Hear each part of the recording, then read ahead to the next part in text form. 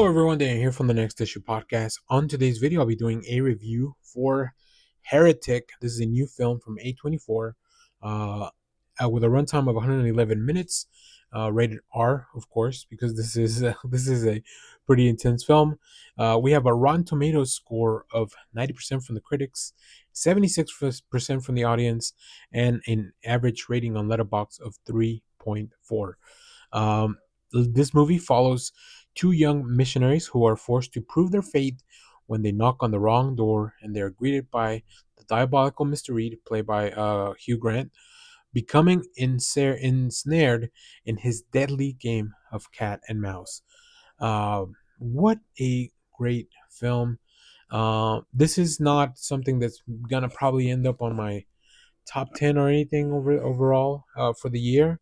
But man, oh man, I really enjoy this. This was directed by Scott Beck and Brian Woods, who I don't really know.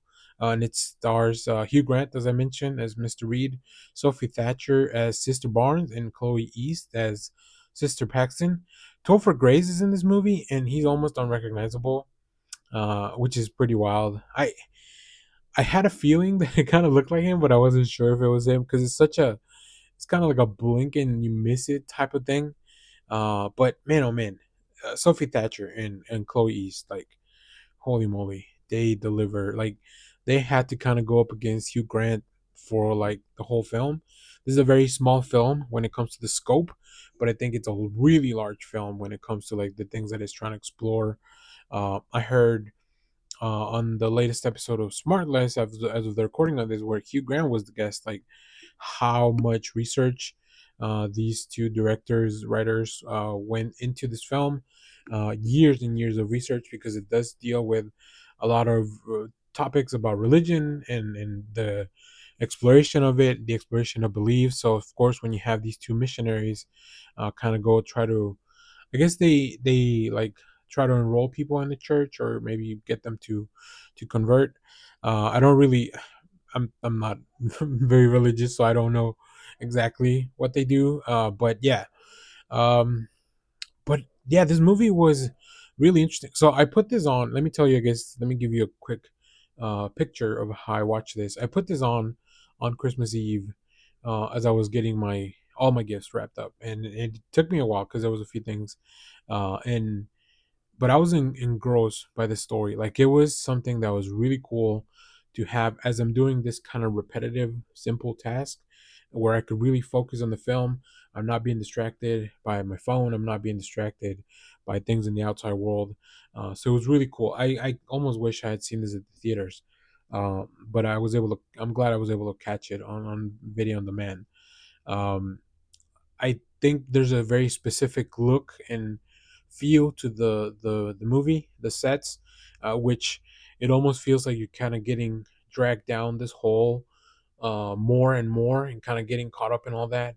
But I think what really stands out and what it almost felt to me like I haven't been to the theater in a while, but felt to me like a play where these three characters just kind of have to go and they kind of keep changing the stages and they kind of keep going.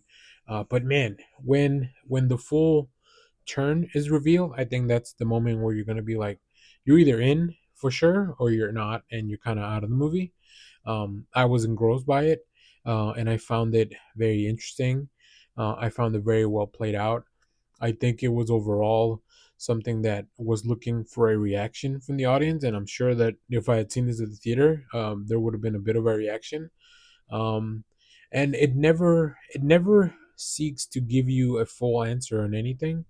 It just kind of presents all the facts as they were. So, yeah, like I mentioned, great performances. Hugh Grant is he's had such an interesting career, and if this is the kind of stuff that he will be delivering going forward as he gets to this stage of his life, very cool. I'm all in for it. Like I said, I don't think this is for everyone. But if you want something, a movie that feels like it's smart and it's trying to say something and has a message, or it wants to present something to you, I think this is a good time to spend. Almost 2 hours. Not even. I mean, hour 40 something if you take away the credits. But yeah, really cool.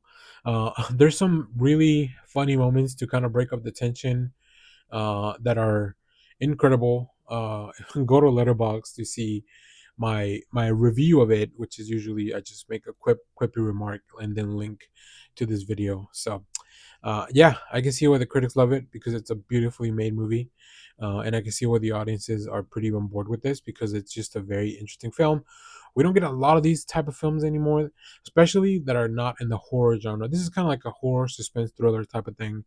I don't think there's not like jump scares or anything. I would say it's more like it's more like getting in your head of this one individual and um, these two people that are just in the wrong place at the wrong time, or maybe they're not. Maybe that's where they're meant to be the whole time. We'll see. Yeah, if there was a horror list, top five, this would probably end up on it, just because I haven't seen that many horror films in 2024. So also, Nosferatu would probably be on the list, which we should have a review for it on the channel as well. So either way, go check that out, and let me know if you've seen Heretic. What did you think about it? Down in the comments, as always. Thank you for watching, everyone. Remember to share, like, subscribe, hit the bell so you know when we go live. That is most Saturdays, 10 a.m. Central Standard Time.